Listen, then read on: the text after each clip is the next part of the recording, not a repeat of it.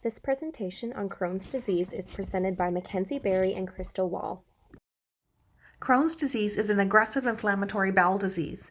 It is not classified as an autoimmune disease because it is triggered by a foreign pathogen in the gastrointestinal tract. It is further categorized as an immune-related disorder.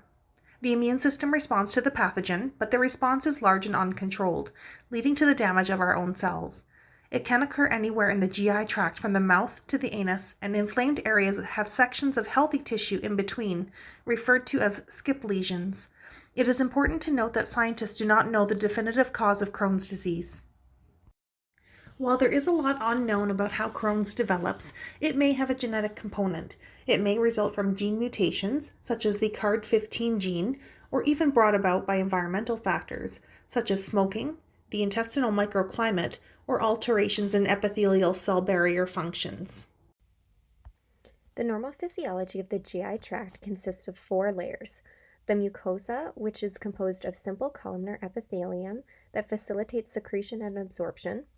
The submucosa, which has a rich supply of blood and lymph vessels, glands, and nerves.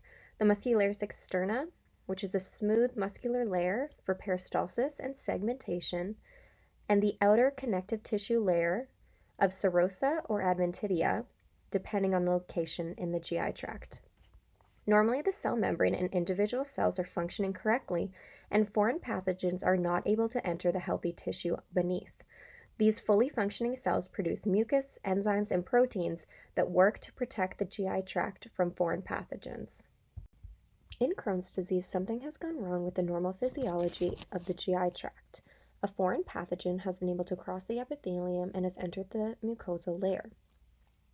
This triggers white blood cells like macrophages to engulf the foreign pathogen and undergo foreign antigen presentation. This attracts helper T cells to come and release cytokines, such as interferon 1, 6, and tumor necrosis factor alpha, which further stimulate the immune response. The cytokines that are being released also attract more macrophages to the area.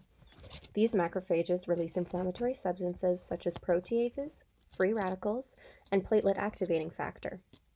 One of the steps in this response is dysfunctional, which ultimately leads to healthy tissue being destroyed and damaged. Normally, pathogens are not able to pass through the cell membrane of the mucosal layer, but a defect allows pathogens to more easily pass through the epithelium and enter the underlying mucosa. Once through, the immune response begins, but it becomes unregulated and leads to lots of inflammation in the area. As the response gets larger and larger, our own cells are killed and damaged. The immune cells organize and move deep into the mucosa and organize into granulomas. Granulomas are large masses of immune cells that try to encapsulate anything foreign. They're a distinguishing characteristic of Crohn's disease. Ulcers form and penetrate from the mucosa layer all the way to the serosa layer, and homeostasis in the GI tract is disrupted. These inflamed areas are scattered along the GI tract and have sections of healthy tissue in between referred to as skip lesions. The inflammatory cytokines like interleukin 1 and 6 are responsible for huge amounts of inflammation in the affected areas. Researchers have also linked many autoimmune conditions to high levels of tumor necrosis factor alpha in the blood. This cytokine causes impaired barrier function, Paneth cell necrosis, and a huge immune response to occur. In these conditions, the protein leads to excess inflammation, which causes pain for the person. These conditions, unfortunately, have no cure, and the symptoms can be treated but not fully cured. The symptoms of Crohn's disease are varied, but the most common are abdominal pain and cramps, which are caused by tissue damage and ulcers, chronic diarrhea due to damaged cells losing the ability to absorb water effectively, causing it to be excreted by the body, and blood in the stool from ulcerations and damaged intestinal wall tissue. These symptoms can make everyday activities difficult or impossible and may lead to further health problems. There is no cure for Crohn's disease, but medications can help heal lesions and control inflammation, which will help relieve symptoms. If medication cannot control the symptoms, surgery may be required to remove the damaged tissue.